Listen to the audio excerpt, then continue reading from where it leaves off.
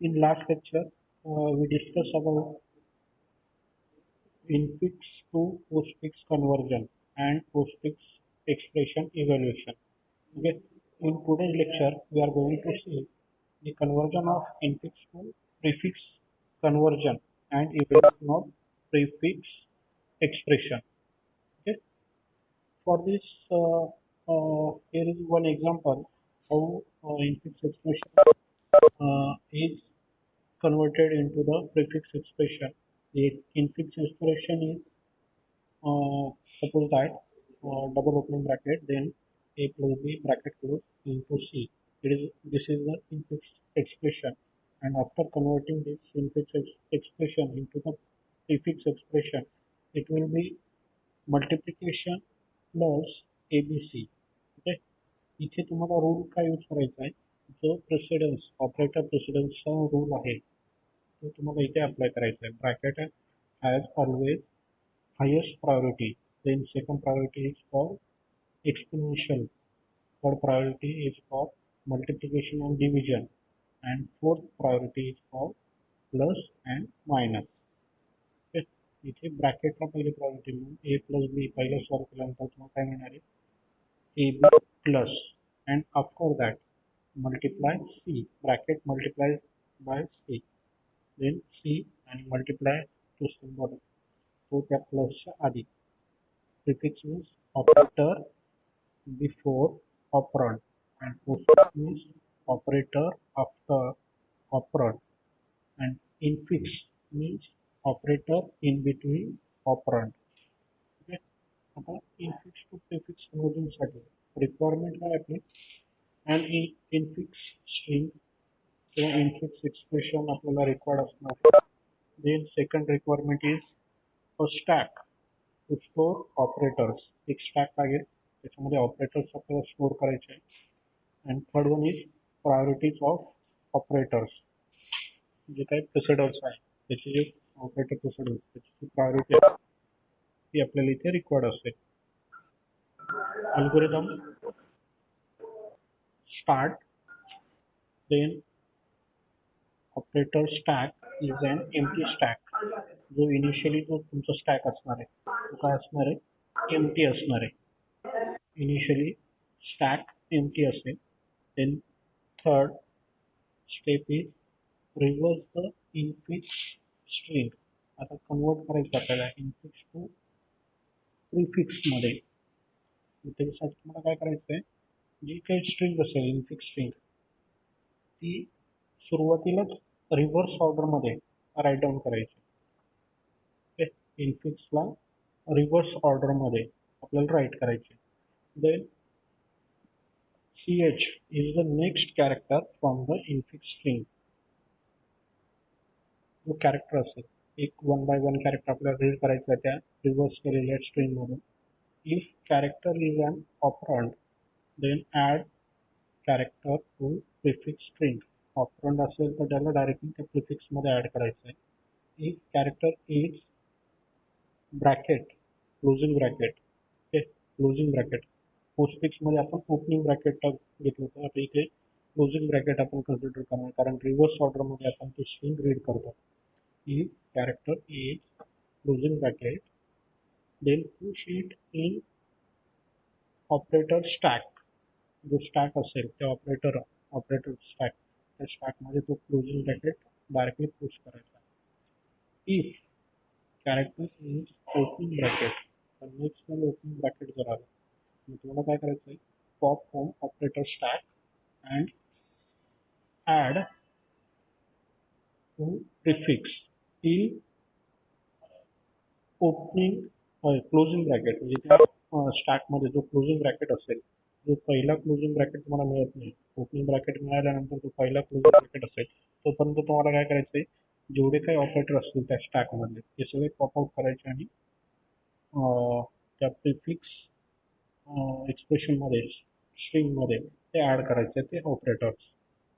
Then if character is an operator, जर operator असेल, एक कॅरेक्टर ऑपरेटर आला तर तो आपले ते काय चेक करायचं त्याचं, if stack is an empty और stack top is closing bracket contains closing bracket or priority of character incoming character is greater than priority of operator stack. Okay, जो इनकमिंग कॅरेक्टर असेल, इनकमिंग जो operator असेल त्याची priority जर highest असेल stack मधल्यापेक्षा तर त्याला काय करायचं, push character into operator stack. जो स्टॅक असेल ऑपरेटर त्याच्यामध्ये त्याला पुश करायचं directly. Okay, then if else pop and add to prefix.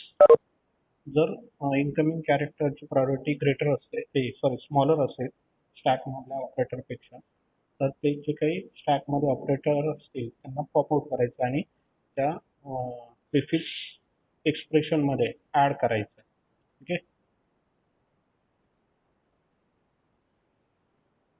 Then repeat step for to till infix expression or infix string does not end. जोपर्यंत end होत नाही ते infix string तोपर्यंत त्याला काय करायचं आहे, 4 to 8 चार स्टेप्स आहेत त्या परत रिपीट करायच्या. while stack is not empty, जोपर्यंत स्टॅक ऍक्टिव्ह होत नाही तोपर्यंत pop and add to prefix. त्या स्टॅक मधलं जे काही रिमेनिंग असते at the end of infix string, जे काही रिमेनिंग ऑपरेटर असतील ते ऑपरेटर आपल्याला तिथून पॉपआउट करायचे आणि प्रिफिक्समध्ये पुश करायचे. Then at the last reverse prefix string and display.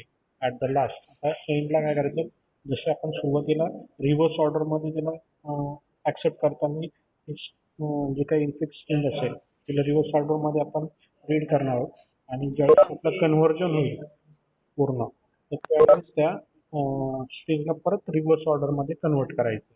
Okay, for example infix string, एक इन्फिक्स स्ट्रिंग आहे तुमच्याकडे A plus B into C.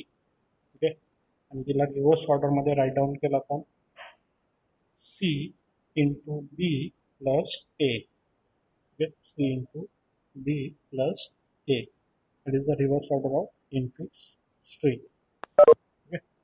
Then same procedure जी आपण पोस्टफिक्स कन्व्हर्जनसाठी यूज केलेली आहे, infix to postfix, same procedure इथे apply करायची आपल्याला. ते कॅरेक्टरमध्ये 1 by 1 कॅरेक्टर नोट डाऊन करायचं आहे, C into B plus A. Vertically 1 by 1 character आपण नोट डाऊन केलं.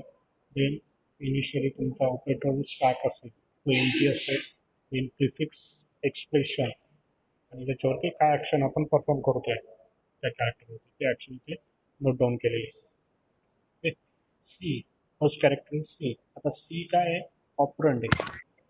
Then push this operand directly into the prefix expression. त्या एक्सप्रेशनमध्ये आपण प्रिफिक्समध्ये एंटर केलं.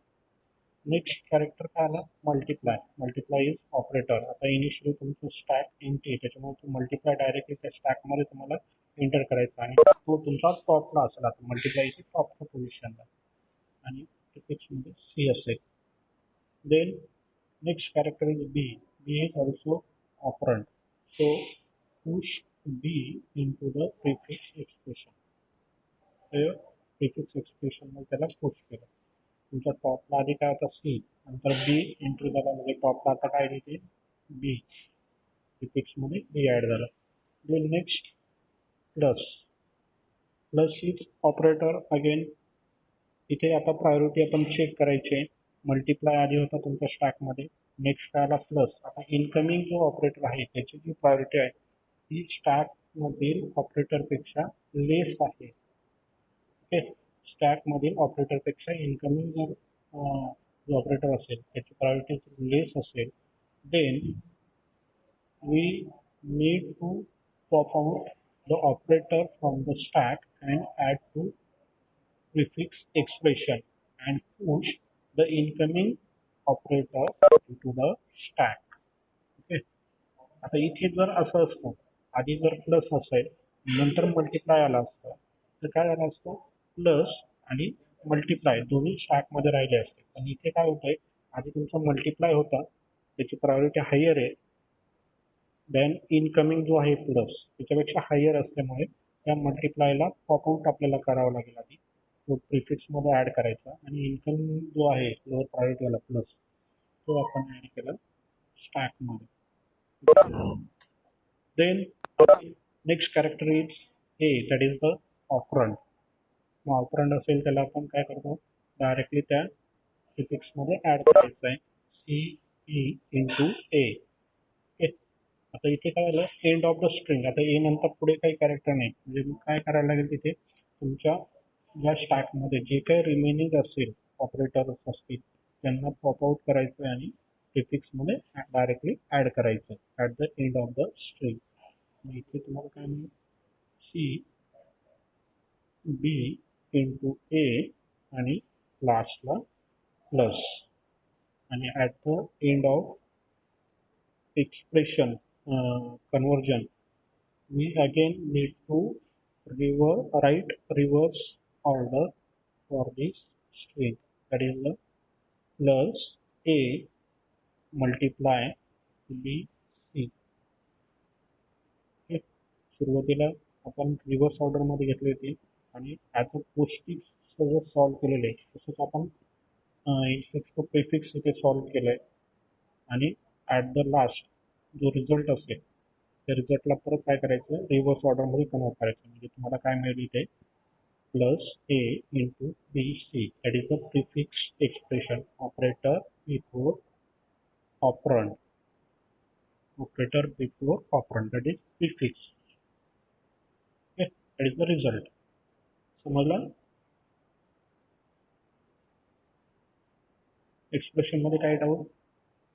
Conversion infix to prefix. समजलं एक्झाम्पल?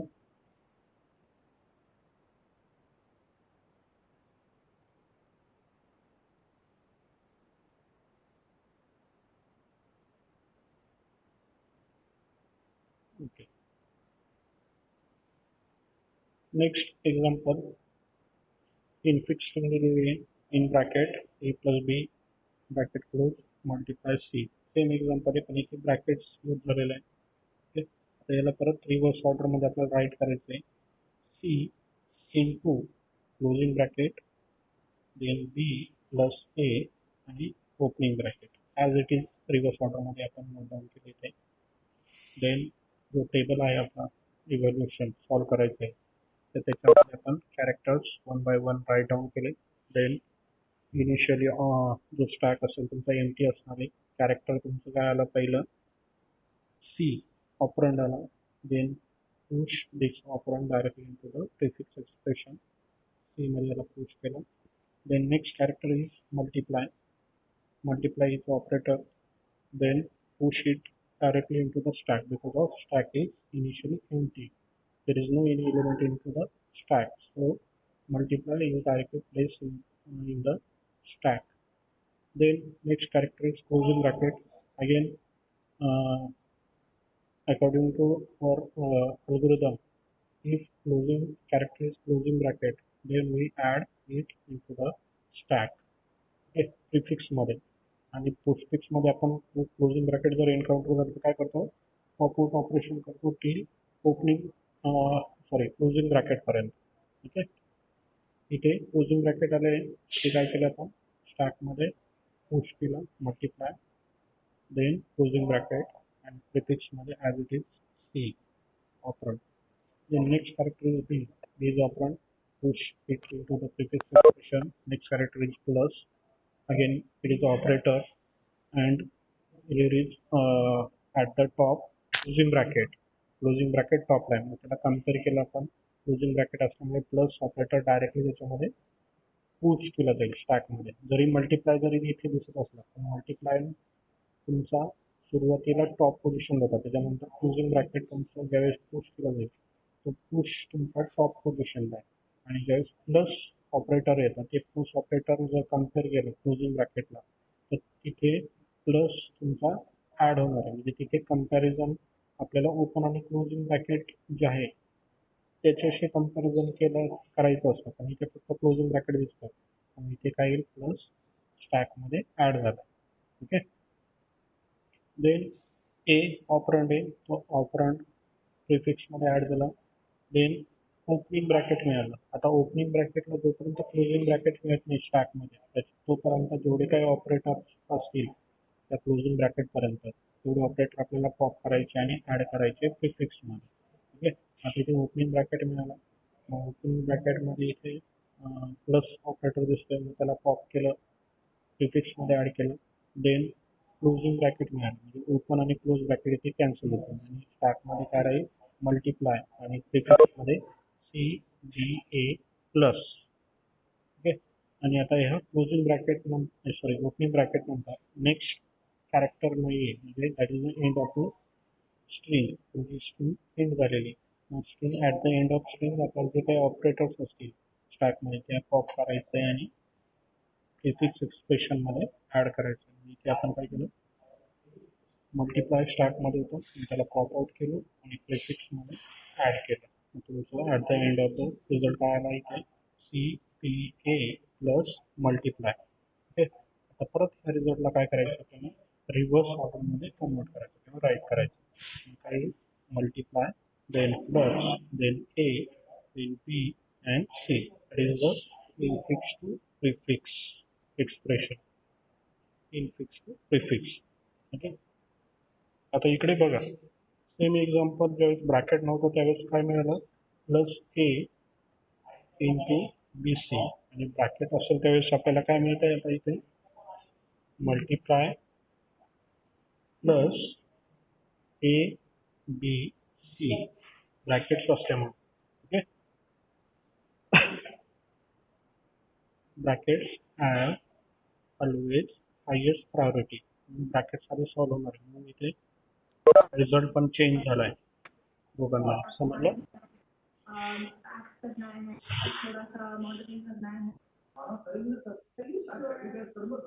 समजलं?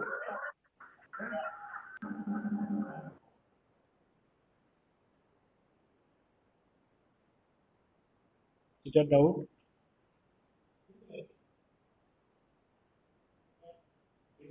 डाऊट असेल तर विचारत चला. Then next one is evaluation of prefix expression. जसं आपण इव्हॅल्युएशन ऑफ पोस्टफिक्स बघितलं. आता इथे काय करायचं फक्त आपल्याला जे ऑपरंड आहे सपोज ABCD काय असेल तिथे ॲक्च्युअल व्हॅल्यू आपण पुट करणार आहे आणि त्या व्हॅल्यूवरती आपलं जे काही रिझल्ट असेल तो रिझल्ट आपण तिथे जनरेट करणार. Okay, evaluation of prefix expression. For this we have seen how to evaluate a postfix expression earlier. Then evaluation of prefix can be done in the same manner using a stack. Okay, same manner में आपण ते solve करायचं आहे. जसं postfix evaluation केलं same. Then we can reverse the prefix string and apply the same algorithm for evaluation of postfix. जो postfix चा algorithm use केला आहे तोच algorithm आपण इथे apply करणार आहोत. ओके, आता याच्यासाठी रिक्वायरमेंट काय आहे, the prefix string लागेल stack देईल stack to store operand. आता इथे इव्हॅल्युएशनसाठी स्टॅकचा यूज आपण ऑपरंड स्टोअर करण्यासाठी यूज करतोय आणि ज्यावेळेस कन्व्हर्जन आपण करत असतो त्यावेळेस स्टॅकचा यूज ऑपरेटर स्टोअर करण्यासाठी केला जातो आणि इव्हॅल्युएशनमध्ये ऑपरंड स्टोअर केला जातं स्टॅकमध्ये. Then same algorithm start, then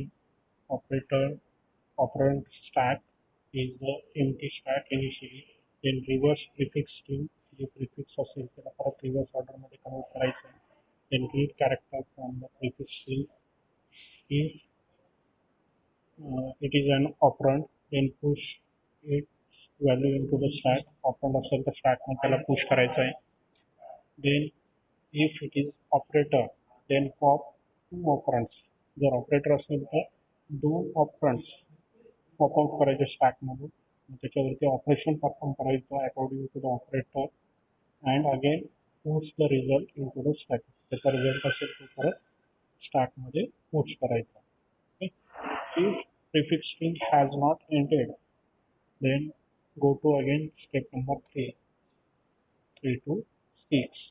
again आपल्याला ती स्टेप्स परफॉर्म करायची. Then at the last pop result from stack and display. तो रिझल्ट आपल्याला पॉप करायचा स्टॅक आणि डिस्प्ले करायचा आणि lastly stop.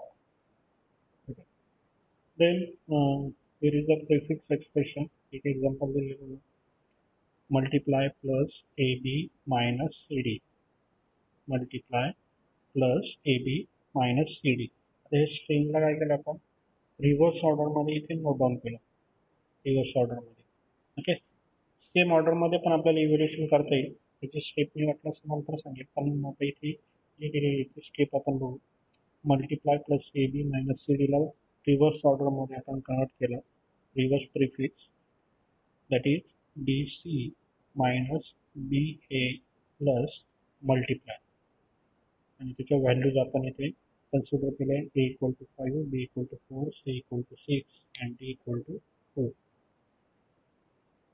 Then we have to make one table in that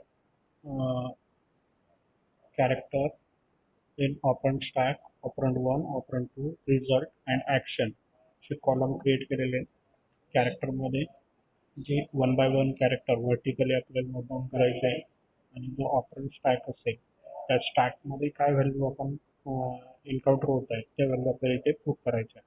ठीक आहे. देन डी पहिला कॅरेक्टर काय डी. आता डी ची व्हॅल्यू काय आहे 2 आणि तो डी काय ऑपरंड आहे. इव्हॅल्युएशन मध्ये ऑपरंड असेल तर स्टॅक मध्ये त्याला आपण पुश करतो म्हणून इथे स्टॅक मध्ये 2 व्हॅल्यू पुश केली. देन सी ची व्हॅल्यू 6 आहे. अगेन ऑपरंड आहे. अगेन स्टॅक मध्ये त्याला पुश केला. Then next character is minus. आता मायनस काय इथे ऑपरेटर आहे. Minus is a operator. Operator encounter होईल त्यावेळेस काय करायचं आपल्याला 2 ऑपरंड स्टॅक म्हणून पॉप करायचे. त्याच्यावरती ऑपरेशन परफॉर्म करायचं अकॉर्डिंग टू ऑपरेटर. जे ऑपरेटर आले असेल इनकमिंग ऑपरेटर असेल त्या ऑपरेटरच्या याच्यानुसार त्याच्यावरती ऑपरेशन करणार आणि त्याचा जो रिझल्ट असेल तो अगेन पुश करायचा आहे स्टॅकमध्ये. आता इथे 2 ऑपरंड जे आहेत 2 आणि 6 हे पॉप केल्यानंतर तुमचा काय आहे 6 आहे. मग तो 6 as a first operand consider केला. देन तुमचा सेकंड जो ऑपरंड आहे तो कन्सिडर केला इथे आणि त्याच्यावरती ऑपरेशन काय मायनस म्हणजे 6 मायनस 2 त्याचा रिझल्ट काय असणार आहे 4. तो result again back to push in to the stack. स्टॅकमध्ये परत स्टोअर केलं. Next incoming character B. आता बीची व्हॅल्यू काय 4. अगेन त्याला स्टॅकमध्ये पुश केलं. Then next character again A that is the operand. Again त्याला स्टॅकमध्ये पुश केलं. Then next character is plus. आता इथे ऑपरेटर आला मग 2 ऑपरंड काय करायचे स्टॅकमधून पॉप आउट करायचे. दॅट इज टॉपला काय आता इथे 5. मग तुमचा पहिला ऑपरंडच्या अंडर 5, सेकंड ऑपरंड 4 आणि त्याच्यावरती ऑपरेशन काय प्लस म्हणजे 5 प्लस 4 रिझल्ट काय 9. रिझल्ट काय 9. Again 9 push back into the stack म्हणजे जो 4 होता तो आधीचा 4 ॲज इट इज राहिला आणि जो त्याचा रिझल्ट असेल प्लस 5 प्लस 4 तो परत त्या स्टॅकमध्ये पुश केला. ओके. अगेन नेक्स्ट जो कॅरेक्टर येईल तुम्ही काय आला multiply. That is a first operand तुमचा 9, सेकंड ऑपरंड 4 आणि ऑपरेटर मल्टिप्लाय म्हणजे 9 इंटू 4 त्याचा रिझल्ट 36 आणि again 36 push back into the stack. त्या स्टॅकमध्ये परत त्याला पुश बॅक केलं तिथे रिझल्ट तो स्टोअर केला. म्हणजे आता मल्टिप्लाय नंतर कुठलाही कॅरेक्टर नाही येते म्हणजे तुमचा रिझल्ट काय आला 36. रिझल्ट काय आला 36. Okay. That is the evaluation of prefix expression. Evaluation of prefix expression. समजलं.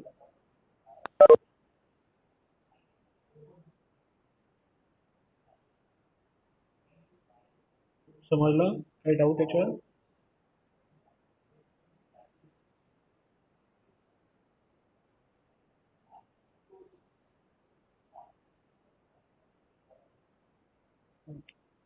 तसे नोट्स मी शेअर केलेले आहे गुगल क्लासला, तिथून त्या डाउनलोड करून घ्या आणि त्या नोट्स पण रीड करत चला.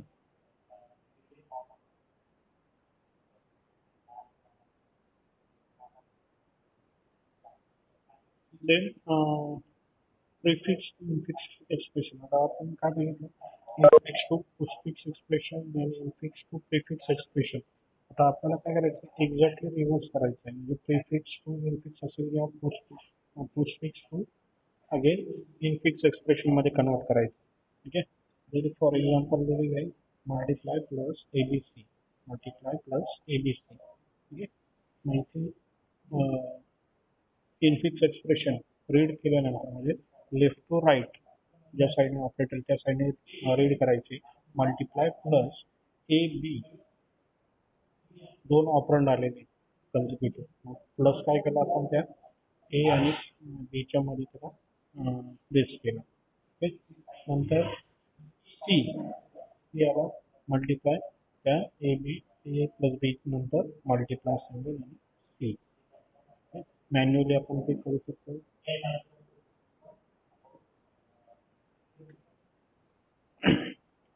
प्रिफिक्स टू इन्फिक्स साठी रिक्वायरमेंट काय आहे, prefix string, then stack to store operators and infix expression. algorithm start read the prefix string in the reverse order. Prefix परत रिव्हर्स ऑर्डर मध्ये कन्वर्ट करायचं आहे. नंतर symbol character from prefix expression one by one character read करायचं आहे. Symbol जर operand असेल push symbol into stack. Okay. तसं इव्हॅल्युएशन साठी यूज करायचं. सेम इथे आपण यूज करतोय. ठीक आहे. अल्गोरिदम एक्झाम्पल आहे multiply plus AB minus CD. शक्यतो तुम्हाला प्रिफिक्स इन्फिक्स कन्वर्जन एक्झाम्पल नसतं, ते फक्त माहितीसाठी आहे. मला इन्फिक्स टू प्रिफिक्स आणि इन्फिक्स टू पोस्टफिक्स कन्वर्जन येऊ शकतं किंवा इव्हॅल्युएशन येऊ शकतं. Postfix evaluation, prefix evaluation. Symbols reverse ऑर्डरमध्ये नोट डाऊन केले. देन स्टॅकमध्ये आधीच्या याच्यात आपण काय केलं होतं, ऑपरेटर स्टोअर केले होते. इथे ऑपरंट स्टोअर करतोय, एक्सप्रेशन आणि ॲक्शन. ओके. सिम्बॉल डी नंतर सी, देन ऑपरेटर आला. ऑपरेटर नंतर एक्सप्रेशनमध्ये काय करायचं, दोन ऑपरंड आले तर त्या दोघांमध्ये ऑपरेटर लगेच प्लेस करायचं. म्हणजे ते सी मायनस डी तुमचा रिझल्ट. ओके. नंतर नेक्स्ट टाइम डी आला, be as a operand, C आणि डी हा एक ऑपरंड झाला सी मायनस डी, आणि सेकंडवाला ऑपरंड काय आला डी. ओके. देन हे इज ऑपरंड, देन अगेन स्टॅकमध्ये त्याला पुश केलं. देन ऑपरेटर आला प्लस लास्टला जे आहे तो आपला काय ए, नंतर त्याच्यानंतर काय बी, आणि इथे आपण काय केलं ए प्लस बी दोन ऑपरंड आपण पॉपआउट केले स्टॅकमधून, त्याच्यामध्ये प्लस सिम्बॉल ॲड केलं. ठीक आहे. सेम हा जो आहे अल्गोरिदम किंवा एक एक्झाम्पल इव्हॅल्युएशन ऑफ प्रिफिक्स एक्सप्रेशनला जो आपण यूज केलेला तेच इथे आहे. सेम तोच सिक्वेन्स आपण इथे मेंटेन करतो. ओके. देन मल्टिप्लायला अगेन हे दोन ऑपरंड आहे सी मायनस डी आणि ए प्लस बी, दोघांना त्याला मल्टिप्लाय सिम्बॉलला ॲड केलं. ओके.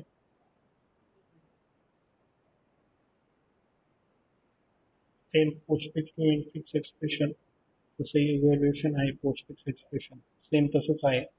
नोट्समध्ये हे फक्त रीड करा, लक्षात येऊन जाईल तुमच्या. एक्झामला येत नाही ते.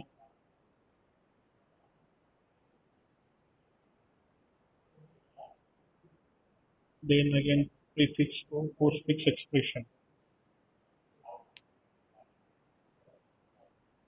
अगेन जे प्रिफिक्स एक्सप्रेशन आहे त्याचे एक्झाम्पल म्हणजे काय असेल, प्रिफिक्समध्ये ऑपरेटर बिफोर ऑपरंड आणि पोस्टफिक्समध्ये ऑपरेटर आफ्टर ऑपरंड. हे दोघांचं इथे एक एक्झाम्पल म्हणून तुम्हाला दिलेलं आहे. आता प्रिफिक्स टू पोस्टफिक्स कन्वर्जन करायचं असेल त्याच्यासाठी पण रिक्वायरमेंट काय, एक प्रिफिक्स एक्सप्रेशन आहे, नंतर stack to store operands at the postfix expression. एक स्टॅक असेल त्याच्यामध्ये ऑपरंड स्टोअर केले जातील. then start read prefix string, then symbol next input character from the prefix string. Suppose character is an operand, push it into the stack. If the character is operator, then pop out two operands from the stack and place the operator in between that operand. Then repeat step 3 to till prefix string does not end. Add the last pop from the stack and display the result. Okay. So for example, prefix string एक दिलेली आहे. हे सुद्धा तुम्हाला एक्झामला नसते, तुम्ही माहितीसाठी असू द्या. स्ट्रिंग रीड करायची रिव्हर्स ऑर्डरमध्ये B C minus B A plus multiply. B is operand स्टॅकमध्ये पुश केला, देन सी ऑपरंड परत स्टॅकमध्ये तिला पुश केला, देन मायनस लेटर आला, देन अगेन इथे जे काही दोन ऑपरंड्स आहे सी आणि डी त्यांना पॉप आउट केलं स्टॅकमधून. पहिला तुमचा टॉपला काय सी म्हणून सी पहिला आल्यानंतर डी त्याला पॉप केला, एक्सप्रेशनमध्ये ॲड केला आणि जो ऑपरेटर आला तो त्या एक्सप्रेशन नंतर राईट डाऊन केला पण मायनस. ओके. आणि परत त्या जो काही रिझल्ट आला त्याला again back to push in to the stack, म्हणजे सी डी मायनस हा एक ऑपरंड झाला तुमचा. नेक्स्ट आला बी, again B is operand, again push it into the stack, then A is operand, again push it into the stack, then plus is operator. लास्टला जे काही दोन ऑपरंड आहे म्हणजे टॉपला ए पॉप आउट केला, एक्सप्रेशनमध्ये राईट डाऊन केला, देन बी पॉप आउट केला, एक्सप्रेशनमध्ये तिथे राईट डाऊन केला आणि ऑपरेटर जो आलेला आहे प्लसला एक्सप्रेशनमध्ये ॲड केलं ए बी प्लस. म्हणजे हा जो रिझल्ट आहे अगेन पुश केला स्टॅकमध्ये, म्हणजे सी डी मायनस हा एक ऑपरंड झाला आणि दुसरा ऑपरंड काय असेल त्याला ए बी प्लस. तर नेक्स्ट आला मल्टिप्लाय. तर मल्टिप्लाय आल्यानंतर फक्त ऑपरेटर आला आहे, काय करावं दोन ऑपरंड स्टॅकमधले पॉप आउट करायचे. म्हणजे तुमचा टॉपला आहे ए बी प्लस त्याला पॉप केलं, एक्सप्रेशनमध्ये ॲड केलं ए बी प्लस, नंतर सी डी मायनस तो पॉप केला, एक्सप्रेशनमध्ये ॲड केलं सी डी मायनस आणि त्याच्या पुढे मल्टिप्लाय सिम्बॉल ॲड केलं. Okay. That is the result of prefix expression to postfix expression. Prefix to postfix.